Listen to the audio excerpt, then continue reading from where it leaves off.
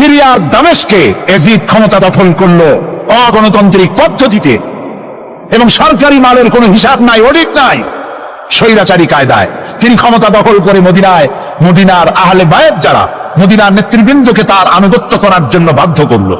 ইমাম হোসাইন যে মায়ের পেটে এসেছেন, যে পিতার পেটে জন্মে এসেছেন, যে নানার কোলে বড় হয়েছেন, তিনি কি এই দৃশ্য চোখে দেখতে পারেন? তিনি বললেন আমি কুফায় যাব। কুফার লোকেরা দাওয়াত দিল, তিনি কুফায় রওনা করবেন। মদিনার লোকেরা হাতে পায়ে ধরলো, কুফায় আপনি যাবেন না। তিনি বললেন আমি কোন ক্রমে এজিদের বর্ষতা স্বীকার করব না, আমি এর বিরোধিতা করবই। মাত্র 72 জন লোক নিয়ে তিনি কুফার দিকে অগ্রসর হলেন। এই 72 জনের মধ্যে 40 জন পুরুষ আর 32 জন নারী আর শিশু। তিনি যখন কারবালা প্রান্তরে পৌঁছে গেছেন, ইবনে জিয়াদ কুফার গভর্নর, তিনি বাধা দিলেন, বললেন আমার দরবারে হোসাইনকে হাজির করো। ইমাম হোসাইন বললেন যে ব্যক্তি আল্লাহর আখিরাতকে অস্বীকার করেছে, রাসূলকে অস্বীকার করেছে, আমি তার সামনে জীবন থাকতে যাব না। রাতারাতি ইয়াজিদ 6000 সৈন্য পাঠিয়ে দিল।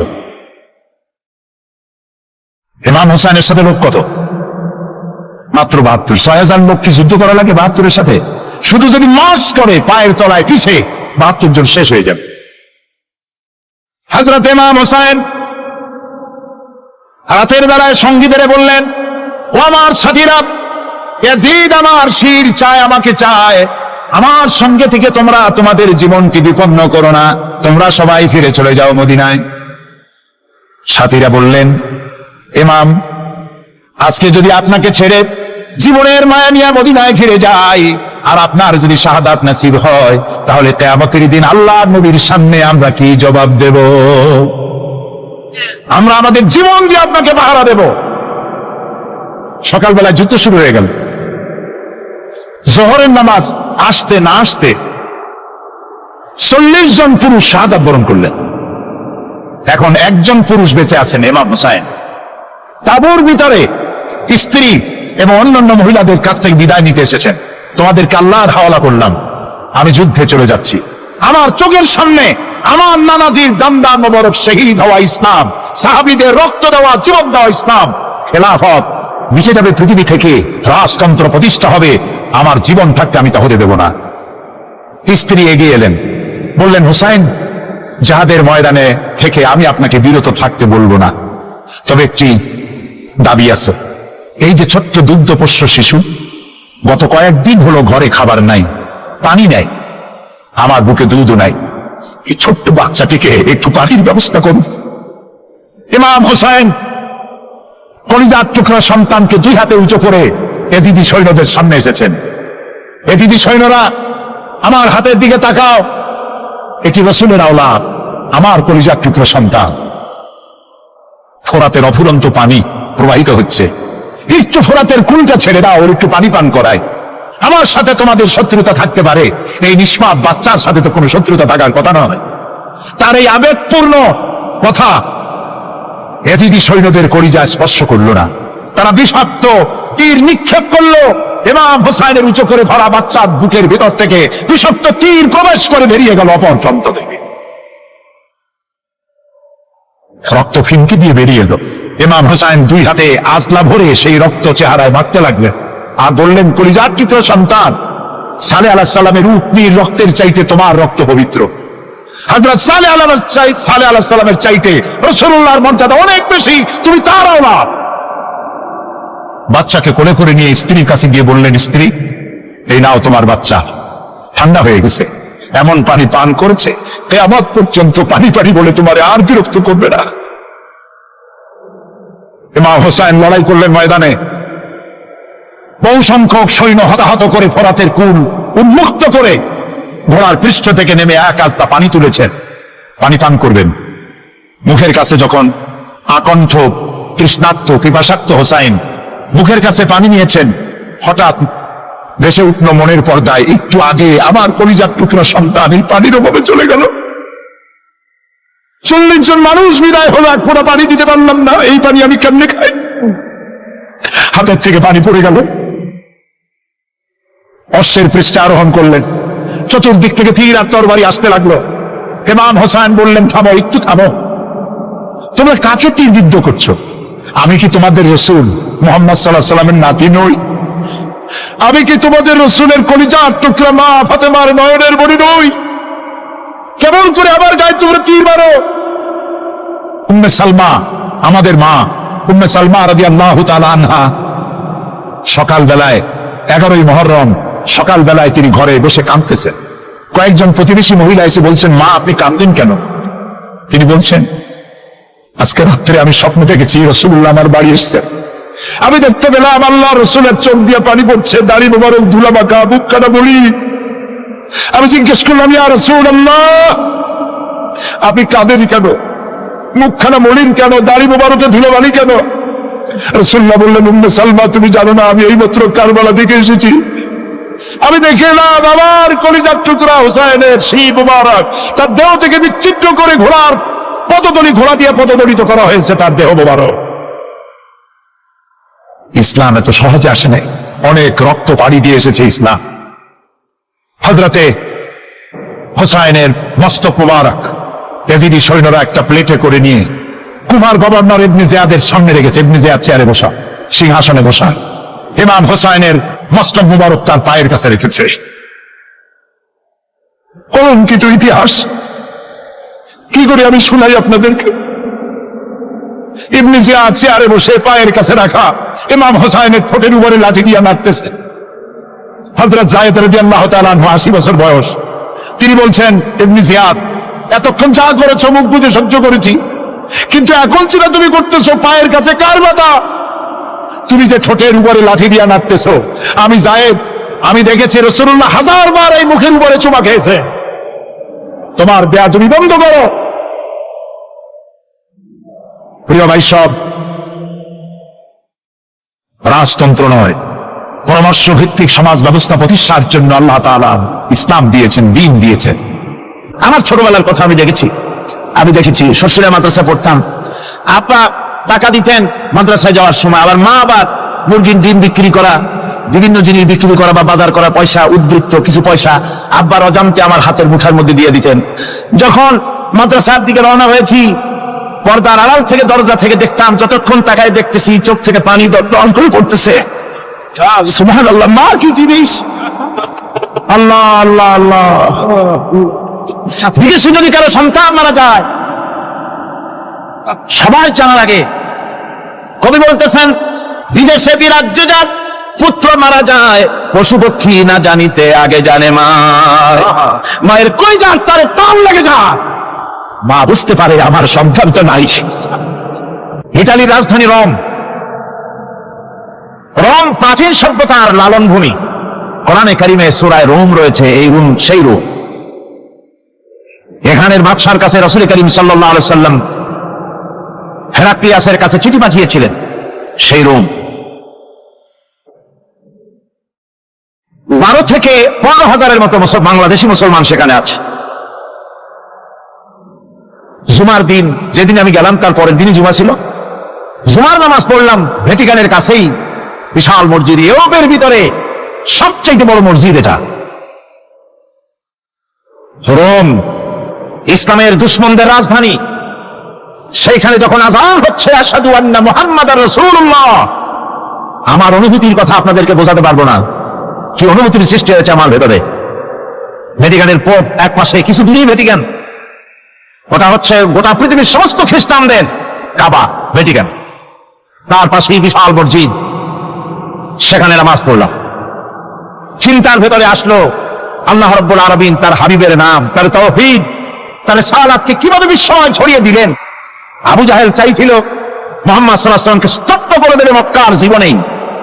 অত বদনাম, সাহের, কাহেন, কাযযাব, শায়ের, নাউযুবিল্লাহি মিন যালিক, কত গালাগালি করলো। আর আল্লাহ শোনালেন, হাবিব চিন্তার কোনো কারণ নাই, ওয়া রাফা'না লাকা যিকরাক, আমি আপনার প্রশংসা বিশ্বময় ছড়িয়ে দেব। সুবহানাল্লাহি ওয়া বিহামদিহি। রোম প্রোগ্রাম শেষ করে আমাকে তারা নিয়ে গেল, যেটা আমি বলছি সফর কাহিনী শোনাবার সময়টা না, যেহেতু এর সঙ্গে প্রাসঙ্গিক সেই জন্য বলছি। পাহাড় কেমনে তুলার মতো হয়ে উঠবে তার নজির দেখেছি। রোম শহর থেকে 300 মাইল দূরে, 300 কিলোমিটার দূরে নেপোলিয়ান বোনাপার্ট তার বাড়ি, এবং ওটা তার নামে একটা প্রভিন্স। ভূমধ্য সাগরের পারে ভিসুভিয়াস, পৃথিবীর সবচাইতে বড় আগ্নেয়গিরি, সেটা দেখাতে নিয়ে যাওয়া হলো আমাকে। যে পাহাড়টা পৃথিবীর মাটি থেকে তার চূড়া হচ্ছে 3 মাইল উঁচু, এর 2 মাইল গাড়িতে করে ঘুরে ঘুরে যাওয়া যায়, এরপর আর গাড়িতে যাওয়া যায় না, বাকিটুকুন যেতে হবে হেঁটে হেঁটে। পাহাড়ের উপরে অক্সিজেন কম, বেশ কষ্ট হচ্ছিল উঠতে। জীবনে প্রথম পাহাড়ে চড়েছি জাবালে নূর, রাসূল করিম সাল্লাল্লাহু আলাইহি সাল্লামের উপরে যেখানে ওহী হয়েছিল সর্বপ্রথম। পাহাড় চড়ার একটা অভিজ্ঞতা ওখান থেকে আমার কিছুটা হয়েছিল। খুব কষ্ট হলো বাকি 1 মাইল উঠতে। যখন ভিসুভিয়াসের একদম শীর্ষে চলে গেছি, সেখানে গিয়ে আমার সাথে 15-20 জন লোক ছিল। আমি নিজে আল্লাহু আকবার বলে আমার গলা থেকে আওয়াজ বেরিয়ে গেল। আমি দেখতে পেলাম ভিসুভিয়াসের শীর্ষে বিশাল গর্ত। আমার মনে হয় গর্তটা এই মাছের 1/4 হবে, এই মাছের 1/4 হবে গর্তটা। সেই গর্তটার গভীরতা হচ্ছে 1.5 কিলোমিটার। এইখান থেকে পাথরগুলি উত্থিত হয়েছে, আগ্নেয়গিরি পাথর আগুনে গলে লাভা হয়ে এগুলি পাহাড় বেয়ে উঠছে পড়েছে, চতুর্দিকে 12 মাইল ছড়িয়ে গিয়েছে। আমার মনে পড়ল ওয়াকুদুহান নাস ওয়াল হিজারা, জাহান্নামের আগুনের ইন্ধন হবে মানুষ আর পাথর। আমি সেখানে সেজদায় পড়ে গিয়ে কান্নাম আর বললাম, আল্লাহ জাহান্নামের আগুন হারাম করে দিও আমাদের জন্য। পাথর কিভাবে গললো, গলে পাথরগুলি গলে পুড়ে চতুর্দিকে পড়েছে, আর ছিটকেছে, চতুর্দিকে ছিটকে পড়েছে। সেই পাথরগুলি ছিটকে ছিটকে যেগুলি পুড়ে পড়েছে সেগুলিকে দূরে সাদা রঙের বলে মনে হয়, কোনোটা সাদা কোনোটা কালো, মনে হয় যেন তুলার মতো হয়ে পড়ে আছে চতুর্দিকে। 1944 সনে তৃতীয়বারের মতো ভিসুভিয়াস যে অগ্নিগিরি যে অগ্নি উৎপাত করে তাতে আশেপাশের 12 মাইল এলাকা এফেক্টেড হয়ে যায়। পাথরগুলি গলে এভাবে বিধ্বস্ত করে দিয়েছে। এখান থেকে এখানে জোহরের নামাজ, আসরের নামাজ আমরা পড়লাম, আল্লাহর কাছে খুব দোয়া করলাম। এখনো ধোঁয়া উঠতেছে, এখনো পাহাড়ের ফাটল দিয়ে ধোঁয়া উঠছে। একজন হাত দিয়ে আমাকে বলল যে খুব গরম লাগে ধোঁয়াগুলি। ওখানকার লোকেরা বলল যে ভেতরে এখনো আগুন আছে, তবে সুপ্ত, যে কোনো মুহূর্তে আবার তা জাগ্রত হতে পারে। আমরা সেখান থেকে নেমে এলাম। একটু কিছু দূর গিয়েই সেখানে হলো পম্পেই শহর। এই পম্পেই শহরটা হচ্ছে ঈসা আলাইহিস সালামের জন্মের 2000 বছর আগে এই শহর তৈরি হয়। ঈসা আলাইহিস সালামের জন্মের 179 বছর পর ভূমিকম্প হয়। সেই ভূমিকম্পে গোটা পম্পেই শহরটা পৃথিবীর মানুষের চোখের আড়াল হয়ে যায়, ধ্বংস হয়ে যায়, মাটির তলায় ভরাট হয়ে। আজ থেকে 200 বছর আগে মাটি খনন করতে গিয়ে এই শহর আবিষ্কৃত হয়। পুরো শহরটা খুঁড়ে তারা বের করেছে। 180 হেক্টর জমিনের উপর এই বিশাল শহর। ঘুরে ঘুরে দেখলাম, গাড়ি চলে না সেখানে, পায়ে হেঁটে দেখতে হলো। প্রশস্ত রাস্তা। আজ থেকে 4000 বছর আগের মানুষেরা রাস্তা বানাতে জানতো পাথর দিয়ে, এবং রাস্তার দুধারে তাদের ছিল ফুটপাত, পানির ব্যবস্থা, নগরায়নের সব রকমের সুযোগ সুবিধা। তারপরে সেখানে বিচারালয়, এরপরে দোকানপাট, বাজার ঘাট, সবকিছুর ব্যবস্থা রয়েছে। বিশাল বিশাল পাথরগুলি দিয়ে পিলার তৈরি করা। ভাবলাম এই পিলারগুলি, এই পাথরগুলি তারা কিভাবে ক্রেন ছাড়া এত উপরে উঠালো কি করে, আমার মাথায় আসলো না। পাথর কেটে কেটে সুন্দর সুন্দর অঙ্কন শিল্প তারা করেছে। এরপরে ঘুরতে ঘুরতে বাদশার রাজার বাড়িতে গিয়ে ঢুকলাম। সেখানে গিয়ে দেখলাম উলঙ্গ এত মূর্তি পাথরের তৈরি করা। পাথর কেটে কেটে দেওয়ালে যৌন মিলনের এমন কোন অশ্লীল ছবি নাই যা তারা সেখানে তৈরি করে নাই। উলঙ্গ মূর্তি আর উলঙ্গ যৌন মিলনের অসংখ্য ছবি দিয়ে এই এলাকা ভরা। তখন আমি বুঝলাম আল্লাহর গজব হওয়ার কারণটা কি, এই শহরটা মাটির নিচে হরক হয়ে যাওয়ার কারণটা কি। আল্লাহ পাক জেনা ব্যভিচার যে দেশে বেশি হয় আল্লাহ পাক বরদাস্ত করেন না। দুশ্চরিত্র যে দেশের মানুষ দুশ্চরিত্র হয়ে যায়, জেনা ব্যভিচার বেশি হতে থাকে, আল্লাহ হরক করে দেন, গজব দেন। এই গজব এক এক সময় এক এক রকমের হয়ে আসে। কখনো মাটির নিচে দাবায় দেয়, কখনো মহামারী, কোনো দেশে কলেরা, কোনো দেশে জলোচ্ছ্বাস, কোথাও ভূমিকম্প, আর সর্বশেষ এই জেনা ব্যভিচারের জন্য আল্লাহ পাকের চূড়ান্ত, এই যৌনতার অশ্লীলতার জন্য চূড়ান্ত গজব বর্তমান বিশ্বের জন্য এইডস। আল্লাহ পাক এই গজব দিয়েছেন। বন্ধুগণ, আমি সেই জায়গা, আমি সেখানে যা দেখলাম, আল্লাহ পাক পাহাড়গুলিকে কিভাবে উড়াবেন এটা অস্বীকার করার কোনো উপায় নাই, বিশ্বাস তো করতামই। তবে হযরত ইব্রাহিম আলাইহিস সালাম যেমন বলেছিলেন, রব্বি আরিনি কাইফা তুহিল মাউতা, হে আল্লাহ তুমি মরাকে চিন্তা করবা কেমনে, আল্লাহ পাক বললেন আওয়ালাম তুমিন, তুমি বিশ্বাস করো না?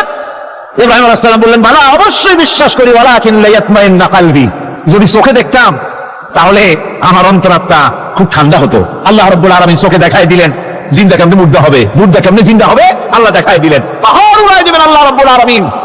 একথা কলিজার মধ্যে এটার উপর ঈমান বিশ্বাস, কিন্তু আল্লাহ চোখে দেখাইছেন, ঈমান আরো মজবুত হয়েছে, যা ছিল আরো মজবুত হয়েছে। সুবহানাল্লাহ, আল্লাহর ভয়তে কলিজা কেঁদেছে। আমি পাহাড়ের উপরে কেঁদেছি, যা হয়ে কেঁদেছি। বন্ধুগণ, আল্লাহ সুবহানাহু ওয়া তাআলা এই জন্য বলেছেন কুল সিরু ফিল আরদ, আমার জমিন ঘোরো, ভালো করে দেখো, কাইফা কানা আকিবাতুল মুকাজ্জিবিন, মহাসত্যকে যারা অস্বীকার করেছে তাদের পরিণতি আমি কি করে দিয়েছি, এগুলি চোখে ভালো করে তাকায় দেখো। আমার বন্ধুগণ, সুতরাং এই পৃথিবীর অবসান হবে, এই পৃথিবী ধ্বংস হবে, এই পৃথিবী চূড়ান্ত হবে, শেষ হয়ে যাবে। হ্যাঁ, আরেকটি কথা বলতে হয়, সেটা হচ্ছে যে এই রোম থেকে আরেকটু দূরে 900 মাইল দূরে হচ্ছে সিসিলি, 900 মাইল দূরে। সেখানে এই সিসিলি মুসলমানেরা শাসন করেছিল 350 বছর। সেই সিসিলিতে রয়েছে 360টা মসজিদ মুসলমানদের করা। সমস্ত মসজিদগুলি আজ তালা বন্ধ, একটা মসজিদও খোলা নাই। সেখানকার মুসলমানেরা ওয়াজ শুনতে এসেছিল রোমে। আমি তাদের জন্য পরামর্শ দিয়েছি যে গভর্নমেন্টের কাছে তোমরা দাবি জানাও যে অন্তত একটা মসজিদের দরজা আমাদের জন্য খুলে দাও। রোমে অবস্থানরত প্রবাসী বাংলাদেশি মুসলমানেরা আমাকে বলেছে, তাদের অনেকের বাড়ি চট্টগ্রামও আছে, আমাকে বলেছে তাদের চোখে পানি আসছে বলার সময় যে চিরাওয়ার তাফসীর মাহফিল যখন আসে কোন যেটা কামতে থাকে যাওয়ার জন্য। তো যাওয়া তো সম্ভব না এত দূর থেকে, আমাদের সালাম বলে দিবেন যত লোক আসবে, আর আমাদের জন্য দোয়া করতে বলবেন যেন এই রোমের ভিতরে আমরা ইসলামের আদর্শের ভিত্তিতে আমরা যেন চলতে পারি। আপনারা দোয়া করুন তাদের জন্য। ভাইরা আমার, এই পৃথিবী একদিন পরিসমাপ্তি ঘটবে এবং আল্লাহর দরবারে আমাদেরকে উঠতে হবে এবং সেখানে আমাদের বিচার হবে। সেখানে আমাদের কি হবে? বিচার হবে। আল্লাহ পাক বিচারটাকে নির্ভুল করার জন্য, সঠিক করার জন্য প্রত্যেকের গলায় আমলনামা ঝুলাই রাখছে, এখানে রেকর্ডের ব্যবস্থা করা হয়েছে। আল্লাহ পাক বলছেন ওয়া কুল্লু ইনসানিন আলজামনাহু তাইরাহু ফি উনুকিহি ওয়া নুখরিজু লাহু ইয়াওমাল কিয়ামাতি কিতাবান ইয়ালকাহু মানশুরা। আল্লাহ পাক বলেন প্রত্যেকের ভালো মন্দ কর্মফল, কর্মলিপি আমি তার গলায় ঝুলাই রেখেছি। কিয়ামতের দিন সে নিজের কাছে স্পষ্ট সব দেখতে পারবে, কোনো জিনিস বাদ পড়বে না। তার গলায় তার আমলনামা ঝুলানো আছে, সব রেকর্ড হতেছে। আমরা যা করছি সবগুলি রেকর্ড হয়ে যাচ্ছে। বর্তমান বিজ্ঞানী আবিষ্কার করেছে যে মানুষের শরীরের ভিতরে ডিএনএ আছে, রক্তের ভিতরে ডিএনএ, এটা একটা কোড। মানুষের রক্তের ভিতরে ডিএনএ আছে, যেমন তার ব্রেনের ভিতরে কতগুলি কোষ আছে, এক একটা কোষ এক এক ধরনের কাজ করে। অনুরূপ ভাবে তার শরীরের ভিতরে রক্তের ভিতরে ডিএনএ আছে। এই ডিএনএটা কি? এই ডিএনএটা হচ্ছে, এই ডিএনএ একটা কম্পিউটারের মতো কাজ করতেছে। লোকটা কি করবে, কোথায় যাবে, সে ভালো হবে মন্দ হবে কি হবে, সব তার ডিএনএ এর মধ্যে রেকর্ডকৃত আছে। এটা বোঝার জন্য একটা সুন্দর দৃষ্টান্ত দেওয়া যায়। যেমন এই কাগজটাকে আপনারা মনে করুন একটা গাড়ির ব্লু প্ল্যান, একটা ব্লু প্রিন্ট, একটা গাড়ির ব্লু প্রিন্ট। এখানে লেখা আছে গাড়ি কিভাবে তৈরি হবে। এই কাগজটা নিয়ে ঘরের মধ্যে রেখে দিলেন, এখন এই কাগজটা থেকেই অটোমেটিক গাড়ির উইন্ডো তৈরি হলো, শিল তৈরি হলো, গাড়ির বডি তৈরি হলো, চেসিস তৈরি হলো, টায়ার তৈরি হলো, ইঞ্জিন তৈরি হলো, ব্যাটারি তৈরি হলো, পেট্রোল নিল, আর কোন রকমের ড্রাইভার ছাড়াই গাড়ি চলতে আরম্ভ করলো। এই কথাটা যদি মনের মাথার মধ্যে আনতে পারেন যে এটা কিভাবে হইতে পারে, এতে লেখা অনুযায়ী যেভাবে হওয়া যদি সম্ভব হয়, অনুরূপ ভাবে মানুষের রক্তের ভিতরে ডিএনএ এর আবিষ্কার করেছে। এর ভিতরে মানুষের ভালো মন্দ, কোথায় যাবে কি করবে, সবকিছুর মধ্যে রয়েছে। কোরআনে কারীমে আল্লাহ রাব্বুল আলামিন, আমি গত বছর বলছিলাম যে বিজ্ঞানের আবিষ্কার যত বাড়বে কোরআন বোঝা মানুষের জন্য তত সহজ হবে। সুবহানাল্লাহ, কোরআন বোঝা মানুষের জন্য তত সহজ হবে। সুতরাং মানুষের গলার সাথে আল্লাহ পাক বলছেন যে একটা আমলনামা আমি ঝুলাই দিয়েছি তার গলার সাথে, সে যা করতেছে ওখানে সব লিপিবদ্ধ হচ্ছে, কম্পিউটারাইজড, কম্পিউটারের মতো এগুলি সব গ্রহণ করতেছে। এগুলি কিয়ামতের দিন তার সামনে হাজির করা হবে। কিয়ামতে যখন আমলনামা তার সামনে দিয়ে বলা হবে ইকরা কিতাবাকা কাফা বিনাফসিকাল ইয়াওমা আলাইকা হাসিবা, তাকে বলা হবে নিজের কর্মলিপি নিজেই পড়ো, আজ তুমি তোমার নিজের হিসাব নিতে যথেষ্ট। বন্ধুগণ, এই মাহফিলে যত লোক আমরা বসে আছি, আমরা আমাদের হিসাব নিতে যথেষ্ট না আরেকজন লাগবে কোন? আমরা যথেষ্ট কিনা? কথা বোঝেন নাই। আমি বলতে চাইছি এটা, আমরা যদি এখন চোখ বুঝে চিন্তা করি যে পিছনের জীবনে কি করেছি মনে পড়বে নাকি পড়বে না? বলেন সবাই, পড়বে কি পড়বে না? ছোটবেলায় কবে পায়ের নিচে কাঁটা ফুটেছিল, কবে কোথায় আছাড় খেয়েছিলেন, কবে কার বেল তাল আম কাঁচা আম চুরি করে খেতে গিয়ে কি খেয়েছিলেন, তারা খেয়েছিলেন, তাকে এখন মনে নাই? আছে। তাহলে কি ওই তাল বেল চুরি করতে গিয়ে যে কিনটা খাইছিলেন সেটাও মনে আছে, ভালো মন্দ সব মনে আছে। তাহলে কোন হোটেলের রুমে কি করছিলেন, কোন স্কুলে কোন কলেজে কি করছিলেন, তারপরে জীবনে ছোট বড় ঘটনাগুলি সব বুঝতে মনে পড়বে না? এবার হিসাব করেন, মনে যদি পড়ে এবার হিসাব করেন আপনি জান্নাতি না জাহান্নামী। আপনি আপনার নিজের হিসাব নেওয়ার জন্য যথেষ্ট। তাকে হিসাব করতে বলা হবে, তোমার হিসাব, তোমার নিজের হিসাব নেওয়ার জন্য তুমি যথেষ্ট, তোমার হিসাব তুমি নিজেই করো, এটা পড়ো। আর সেই কিয়ামতের দিন কোন সাহায্যকারী মিলবে না। لن تنفعكم أرحامكم ولا أولادكم يوم القيامة لن تنفعكم কিয়ামতের দিন কোনো ফায়দা হবে না, অবশ্যই কোনো ফায়দা হবে না, কোনো উপকারে আসবে না। কিয়ামতের দিন তোমার সন্তান, তোমার স্ত্রী, তোমার মাল, তোমার সম্পদ কোনো উপকারে আসবে না কিয়ামতের ময়দানে। সেদিন সব তোমার সাথে বিচ্ছ করবে, সব পালায় যাবে। সেখানে উৎকোষেরও কোনো কারবার নাই যে ঘুষ টুস দিয়া, ফেরেশতাদের কোনো রকম বুঝবাজ দিয়া, আলাদা কোনো সোনাগলি পথ দিয়া একেবারে ফুট করে ভেস্তে চলে যাবেন, এমন কোনো সুযোগ নাই। অনেকে বলে হুজুর এমন কিছু দোয়া শিখায় দেন যাতে ওই সব জেহাদ বোমা এগুলি খুব ভয় পাই, তো সব রাস্তা টাস্তা না, খুব সহজে কিছু দোয়া দুরূদ করিয়া আস্তে করে জান্নাতে চলে যাওয়া যায়, এরকম একটা দোয়া, এরকম একটা পথ বলে দেন। আমি বলি ভাই, এরকমের কোন সূরাগুলি আমার রাসূল আবিষ্কার করতে পারেন নাই, আল্লাহর পয়গম্বর এই ধরনের পথ, কোন পথ আবিষ্কার করতে পারেন নাই। সেখানে কিয়ামতের দিন কাউকে উৎকোষ গ্রহণ করার কেউ নাই, উৎকোষ দেওয়া যাবে না। আর উৎকোষ দিবি না কি, আপনার কাছে কিছু নাইও, থাকলেও নেওয়ার কেউ নাই। এই দুনিয়ায় পাখিবাজি করে বহুত কিছু করা যায়, কিন্তু কিয়ামতের মাঠে এগুলি কিছুই চলবে না। اليوم لا ينفع مال ولا بنون কিয়ামতের দিন ধন সন্তান সন্ততি আর সম্পদ কোনো কাজে লাগবে না। সেদিন শুধু আমল যদি ভালো হয় কাজে লাগবে, আমল খারাপ হবে সব শেষ হয়ে যাবে।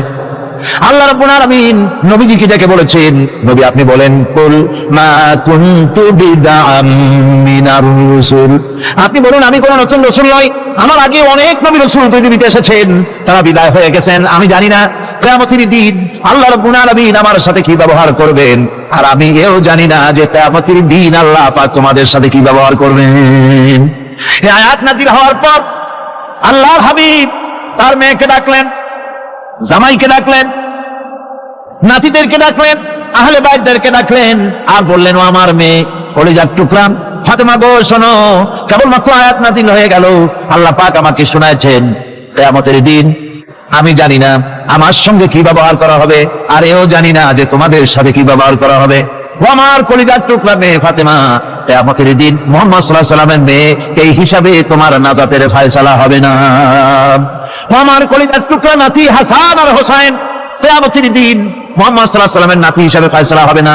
ও আমার জামাই হযরতে আলী, কিয়ামতের দিন আমার জামাই হিসাবে নাজাতের ফয়সালা হবে না। আমল যদি ভালো হয় ফয়সালা ভালো হবে, জান্নাতে চলে যাবে। আমল যদি খারাপ হয় কার নাতি কার জামাই দেখা হবে না। সুবহানাল্লাহ, কঠিন কিয়ামতের মাঠ। এই পরকালের বিশ্বাস যদি কলিজার মধ্যে ঢোকে মানুষ ভালো হয়ে যাবে। কোন সুবহানাল্লাহ। আপনারা কোন মানুষের চরিত্র ভালো কি পুলিশে বানাইতে পারবে? আপনাদের দৃষ্টিতে পারবে? কথার জবাব যে দিলেন না, পুলিশে কি মানুষের চরিত্র ভালো বানাইতে পারবে? পুলিশের চরিত্র ভালো বানাবে কেডা? সেটাই তো কথা। মানুষের চরিত্র যাতে ভালো থাকে, মানুষের জন্য খারাপ কাম না করে সেজন্য পুলিশ, পুলিশ যাতে খারাপ কাম না করে সেজন্য আরো একটা ডিপার্টমেন্ট আছে না, তারা যাতে খারাপ কাজ না করে সেজন্য আর একটা আছে, এন্টি করাপশনের আবার এন্টি করাপশন আছে, তার উপর আবার এন্টি করাপশন আছে, এন্টিটার অভাব নাই। সুতরাং পুলিশ দিয়া, বিডিআর দিয়া, আর্মি দিয়া মানুষের দেশের জাতির চরিত্র ভালো বানানো যায় না।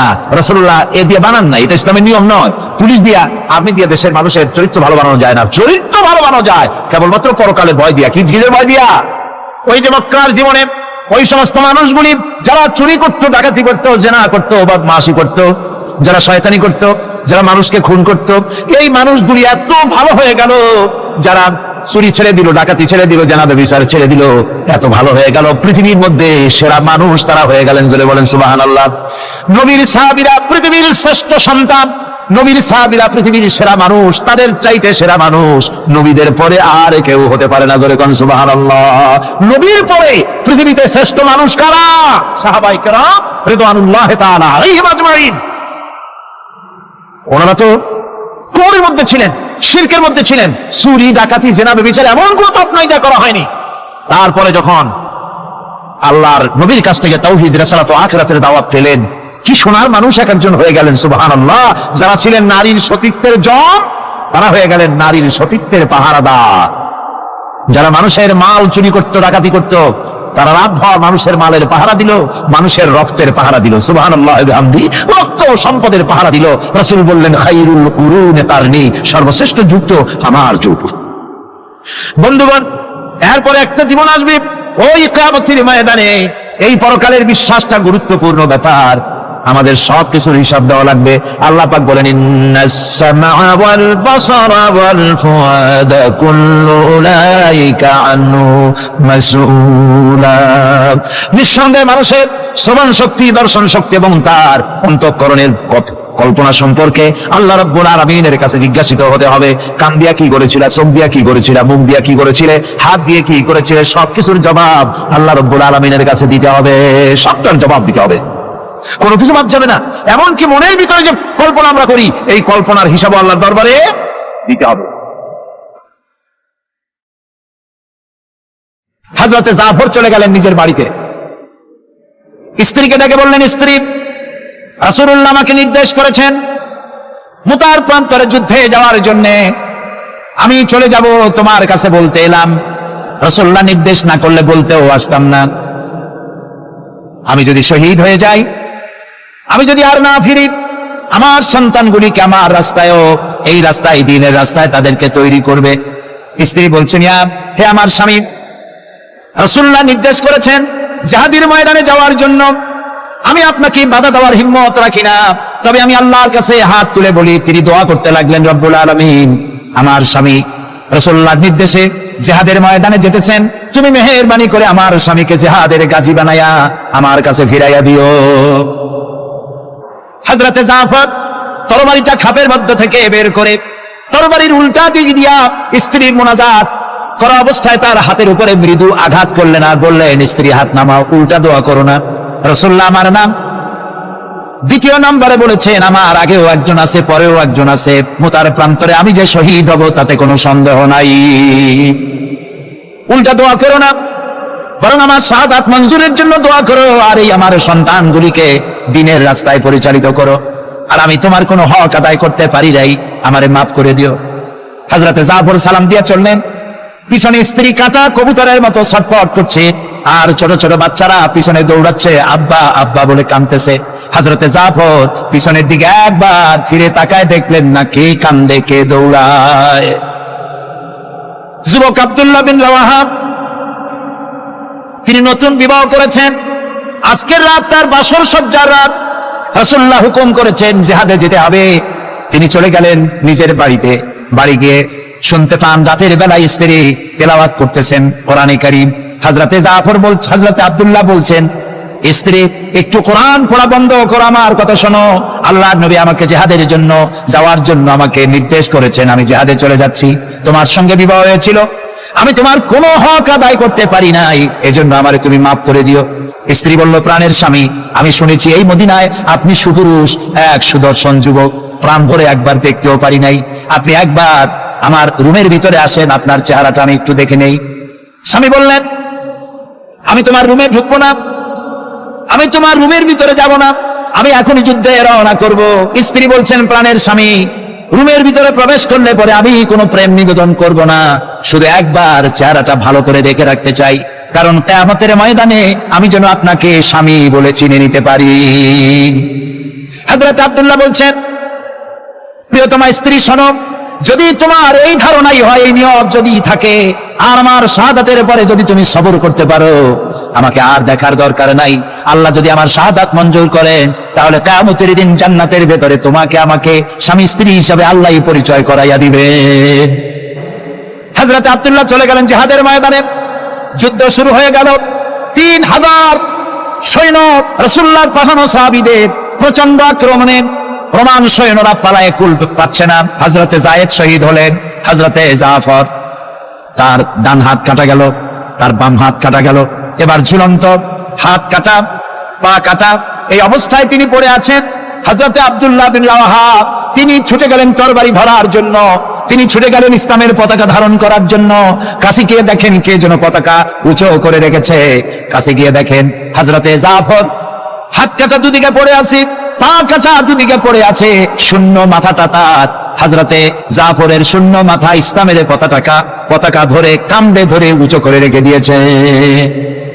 হযরতে জাফর শাহাদাতের সময় বলেছিলেন, ও আমার রাসূলের সাহাবীরা, আল্লাহ রাসূলকে আমার বিদায় সালাম আরজ করে দিও।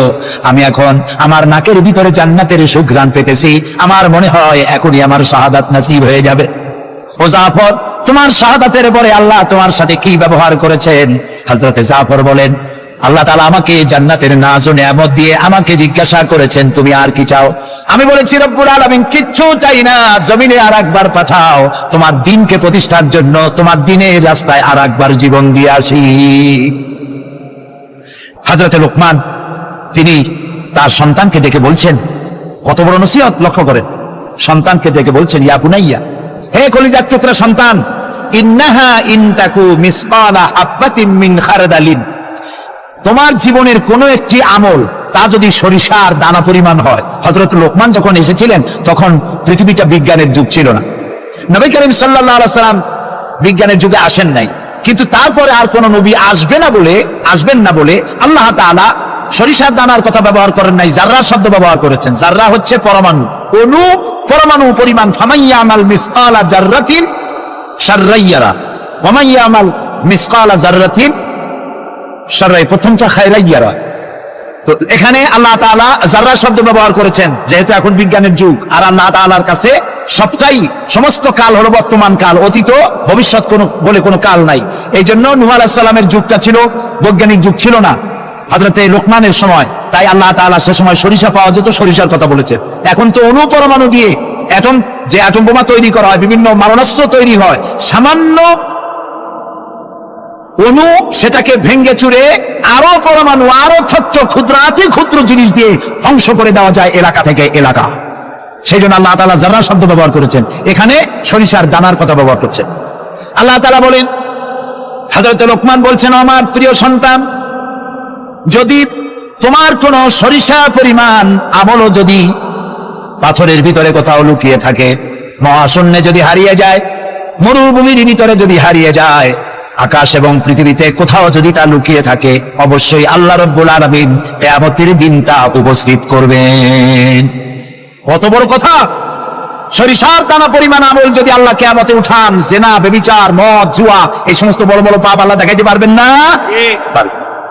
সন্তানকে কিভাবে নসিহত করতে হয়? সন্তানকে গুলশানে 4টা বাড়ি দেওয়া, বাড়ি রেখে যাওয়া, ব্যাংকে হাজার হাজার কোটি টাকা ব্যাংক ব্যালেন্স রেখে যাওয়া সন্তানের জন্য কল্যাণকর নয়। রাসূলুল্লাহ বলেছেন, মাতা পিতার পক্ষ থেকে সন্তানকে ইলম শিক্ষা দেওয়া, আদব শিক্ষা দেওয়ার চাইতে উত্তম উপহার মা বাপের পক্ষ থেকে সন্তানের জন্য দেওয়ার আর কিছুই নাই। হযরত আলী রাদিয়াল্লাহু তাআলা আনহু বলছেন, লাইসাল ইয়াতীমুল্লাযী قد مات والده بل اليتيم يتيم العلم والادب, যার বাপ মা মারা গেছে, যার পিতা মারা গেল, সেই প্রকৃত এতিম নয়। প্রকৃত এতিম হচ্ছে যার কাছে কোরআন হাদিসের জ্ঞান নাই আর আদব নাই। যে সন্তানকে যদি পিতামাতা আদব শিখাতে না পারে, ইলম দিতে না পারে, তাহলে পিতা বেঁচে থাকতেই সেই সন্তান সে এতিম বানায় গেল, সে কিছুই শিখলো না। এই জন্যে হযরত লোকমান তার সন্তানকে শিখালেন, দেখো সরিষা পরিমাণ আমলও যদি করো তাও পলায় থাকতে পারবে না। সুতরাং তুমি তোমার আমল সম্পর্কে সতর্ক হও। আল্লাহ তোমার সমস্ত আমলগুলি দেখতে পাচ্ছেন। আল্লাহ দেখতে পাচ্ছেন না সব? আল্লাহ রাব্বুল আলামিন বলেন, ওয়ায়ালামু মা ফিল বাররি ওয়াল বাহরি ওয়া মা তাসকুতু মিন ওয়ারাকাতিন ইল্লা ইয়ালামুহা। এই পৃথিবীতে যদি কোনো একটি সমুদ্রের মধ্যে কি হয়, স্থলভাবে কি হয়, আল্লাহ রাব্বুল আলামিন বলেন আমি জানি।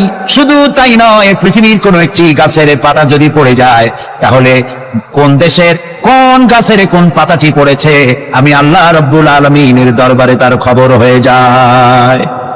এই কথা যদি পিতা মাতা সন্তানদেরকে কাছে নিয়ে যদি বলে, বাবা জেনা, ব্যভিচার, মদ, জুয়া, শয়তানি, সাদাবাজি, মাস্তানি এগুলি করবা না, এগুলি একদিন মরা লাগবে, আল্লাহর কাছে হিসাব দিতে হবে। মা বাবা যদি বলতো এরকম, সন্তানগুলি ভালো হইতো। ঠিক কিনা? কোন জোরে বলেন ঠিক কিনা?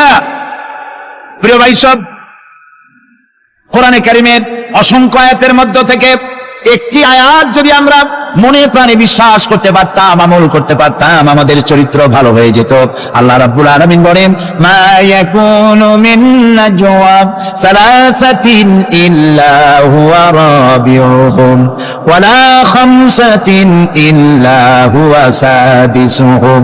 আল্লাহ তাআলা বলেন, শোনো, যেখানে তোমরা তিনজনে মিলে পরামর্শ করো, তিনজনে মিলে যেখানে পরামর্শ করো, মনে করো ওখানে তোমরা তিনজন নও, চতুর্থ আর এক সত্তা সেখানে আছে, নাম কি তার? বলেন, ওয়ালা খামসাতিন ইল্লা হুয়া সাদিসুহুম। যেখানে পাঁচজন তোমরা পরামর্শ করো, সেখানে ষষ্ঠ আর এক সত্তা আছে, তার নাম কি? আল্লাহ। ওয়ালা আদনা মিন যালিকা ওয়ালা আকসারা ইল্লা হুয়া মাহুম আইনামা কানু। এর থেকে সংখ্যা যদি কম হও, এর থেকে সংখ্যা যদি বেশি হও, তুমি যেখানে, আমি আল্লাহ সেখানে। সুবহানাল্লাহ। প্রিয় ভাই সব, এই যত বোমাবাজি হয়, গ্রেনেড বাজি হয়, কোনো না কোনো জায়গায় পরামর্শ হয় না? হয় না?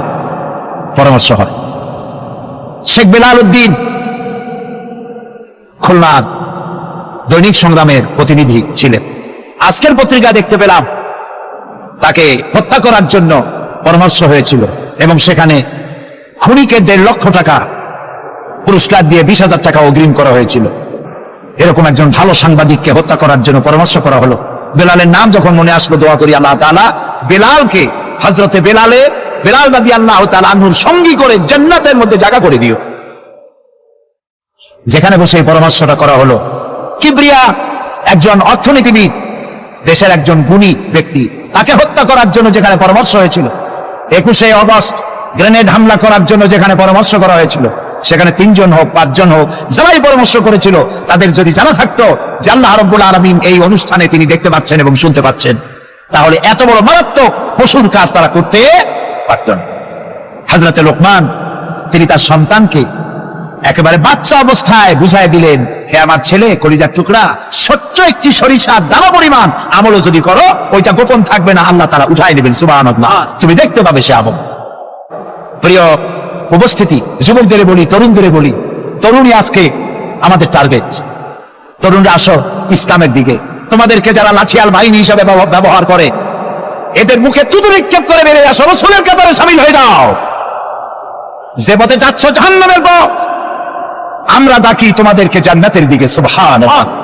প্রিয় ভাই সব, আমি আপনাদের খেদমতে আরজ করব, হযরতে লোকমানের এই তৃতীয় নসিহতের শেষ অংশটি করেই আমরা আপনাদের সামনে যে কথা বলতে চাই তা হলো, হযরতে লোকমান বলছেন, ওয়া'মুরু বিল মারুফি ওয়ানহা আনিল মুনকার। ভালো কাজের আদেশ দাও, অন্যায় কাজ থেকে মানুষকে বিরত রাখো। সুবহানাল্লাহ বলেন, সবাই বলেন সুবহানাল্লাহ। ভালো কাজের আদেশ দাও। ভালো কাজের আদেশ দেওয়া।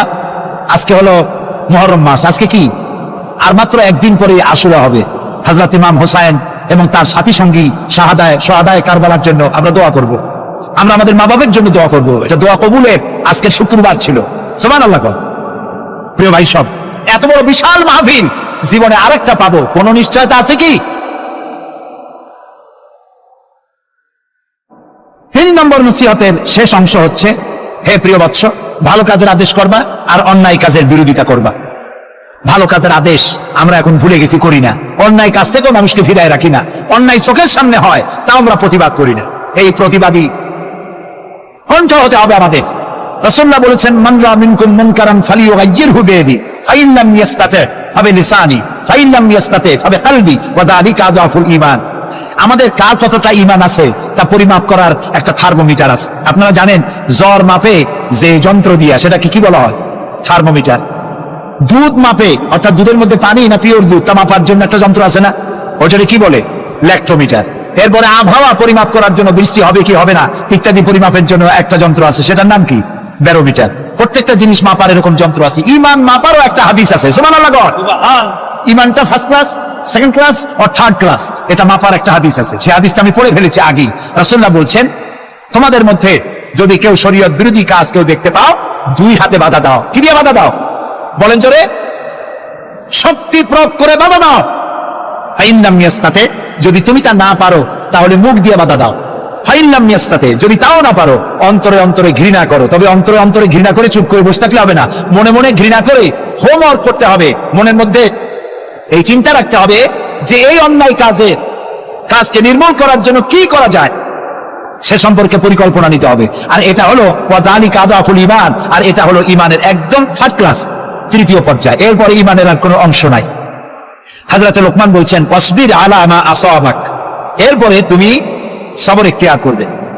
সবর, ধৈর্য। ভালো কাজের আদেশ, অন্যায় কাজের নিষেধ, এর মধ্যে সবরের কথা আসলো কেন? সবরের কথা আসলো এই জন্য যে আপনি যখনই মানুষের ভালো কথা বলবেন তখনই আপনার মানুষে গালি দেবে, মন্দ কথা বলবে। ইসলামের দাওয়াত দিবেন, বলবে যে মৌলবাদী, ঠিক কিনা? এখন তো কিছু দল আছে আমাদের দেশে মৌলবাদ আর সাম্প্রদায়িক ছাড়া কিছু চোখেই দেখে না, খালি কয় মৌলবাদ মৌলবাদ মৌলবাদ মৌলবাদ। সাম্প্রদায়িক কি সাম্প্রদায়িক হয়েছে? মৌলবাদ কি হয়েছে? ইসলাম পালন করলে, নামাজ রোজা করলে যদি মৌলবাদ হয়, তাহলে যারা গালি দেয় ওরা যদি নামাজ পড়ে তো ওরাও তো মৌলবাদী। সাম্প্রদায়িক কি হয়েছে? কেন সাম্প্রদায়িক করেন? বাংলাদেশে কি সাম্প্রদায়িকতা বলতে কিছু আছে? এই দেশেও যদি বলে সাম্প্রদায়িক সম্প্রীতি নাই, তাহলে সাম্প্রদায়িক সম্প্রীতি আছে কোন দেশে? ওই দেশের নামটা আমরা শুনতে চাই। বাংলাদেশ পৃথিবীর অন্যতম শ্রেষ্ঠ সাম্প্রদায়িক সম্প্রীতির একটি উজ্জ্বল দৃষ্টান্ত বহন করে চলছে এই বাংলাদেশ। আমরা 1947 সনে একবার স্বাধীন হয়েছি, আবার 71 সনে পূর্ণাঙ্গ স্বাধীনতা লাভ করেছি, ঠিক না ভাই? ওই একই 47-এ ভারতও স্বাধীন হয়েছে, আমরাও স্বাধীন হয়েছি। আমাদের দেশে 47 থেকে নিয়ে এই পর্যন্ত সাম্প্রদায়িক দাঙ্গা, কমিউনাল রায়ট, ধর্মীয় মারামারি, হিন্দু মুসলমানে সাম্প্রদায়িক মারামারি, খুনাখুনি হয়েছে বলেন? হয়ে থাকলে কোথায় হয়েছে বলেন? হয়েছে কোথাও? হয়নি।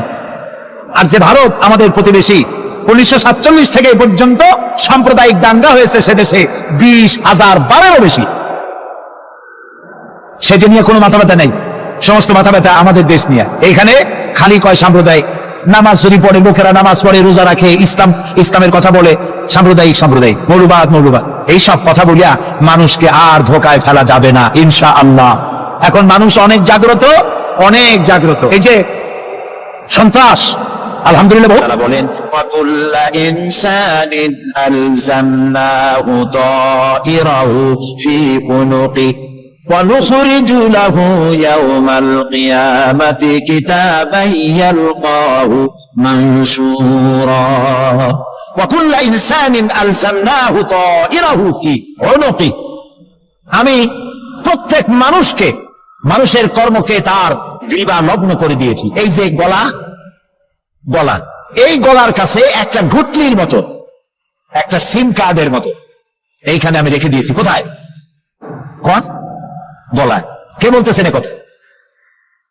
এই ঘুটলির ভিতরে তুমি যা করতেছো সব লিপিবদ্ধ হচ্ছে। সুবহানাল্লাহ বলেন। এখন বলতে পারেন অদৃশ্য এই ঘুটলি, এটা তো দেখি না, এটা কে বলতেছে? আমি কিন্তু দেখতে পাচ্ছি না। আপনারা দেখেন নাকি? কেউ দেখেন না। হাত দিয়ে ধরে দেখেন, পান নাকি? ধরাও যায় না, দেখাও যায়। আল্লাহ বলছেন আছে, তাহলে বিশ্বাস করতে হবে।